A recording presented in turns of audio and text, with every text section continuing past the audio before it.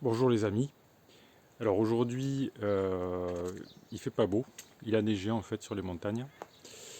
Et donc aujourd'hui, je vais vous parler des linteaux. Parce que je suis arrivé déjà au 10e rang. Mais je vais être un petit peu embêté parce que je ne sais pas si on peut le voir. Mais la montagne est blanche. Voilà. Et il fait que 4 degrés. Donc c'est un peu froid pour faire du mortier. Et puis voilà, j'ai de l'eau sur la dalle en fait. Il a plu pas mal. Et il prévoit de la pluie toute la journée. Alors, ce que je vais faire aujourd'hui, je vais dégager tous ces parpaings là qui me gênent, qui m'ont servi d'échafaudage pour arriver au 10e rang. Donc le 10e rang est terminé. Et je me suis arrêté à ce rang là, je ne suis pas allé plus haut, parce qu'il y a la question des linteaux qui se pose. Alors ce qu'on a fait avec mon voisin qui m'a aidé, il m'a dit il faut que tu marques en fait. Il faut que tu marques ton niveau de sol fini, un repère en fait, par rapport à ton sol fini. Alors le sol fini, donc là ça c'est la dalle en fait. Il va y avoir 9 cm de plus sur la dalle. Il va y avoir un isolant de 50 mm, de la mousse polyuréthane. Il va y avoir une chape et il va y avoir également, il faut prévoir une petite réservation pour les revêtements, pour le carrelage ou les parquets flottants ou autres. Donc le niveau de sol fini sera à 9 cm au-dessus de la dalle. Et je m'étais déjà arrêté là à 4 rangs par rapport aux fenêtres, parce que pour les fenêtres, il faut prendre en compte le niveau du sol fini, mais également allez, le nom m'échappe, les seuils,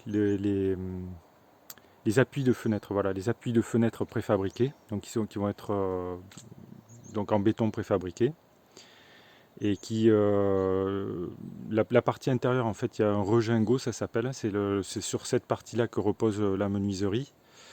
Et cette partie intérieure, elle fait 9 cm d'épaisseur. Donc il faut tenir compte de tous ces éléments. Donc à partir de là, à partir de ces 9 cm d'épaisseur, du sommet donc du regingot, je peux calculer la hauteur de ma maçonnerie. Donc ce qu'on a fait avec mon voisin qui a été très sympa, qui m'a aidé, on a pris le niveau laser et on a fait des repères tout le tour. Et on a marqué tout ça avec du bleu.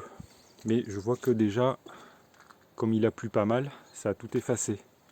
Alors ce que j'avais fait, heureusement, j'ai pris des repères ici, là. J'ai marqué des repères au feutre pour voir ma hauteur. Alors la hauteur qu'on a choisi de marquer, c'est 1 mètre. 1 mètre au niveau de sol fini. C'est-à-dire qu'on a rajouté les 9 cm de réservation prévus pour l'isolation, la chape et le carrelage. Et donc à partir de là, je sais que ma fenêtre, mon appui de fenêtre, il va venir à peu près ici, 10 cm en dessous de mon repère là. Et je peux calculer à partir de ce point la hauteur de ma fenêtre, qui fait 125 de hauteur, donc voilà. Et donc je vais savoir à quel moment je vais pouvoir faire mes linteaux. Voilà ce que j'avais à dire sur les linteaux. Donc pour l'instant, ce qui m'embête, c'est que bon, j'ai fait le 10e rang, mais j'ai pas fait les angles. Vous voyez, les coins sont pas prêts, puisque j'étais obligé de monter sur ces blocs, ça n'allait pas.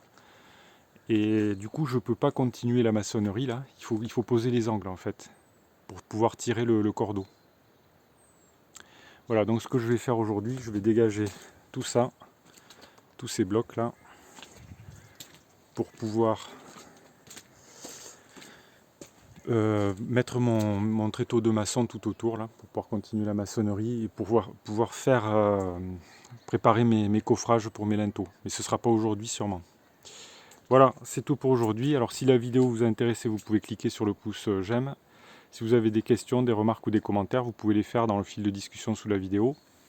Et je vous dis merci pour votre attention et à bientôt.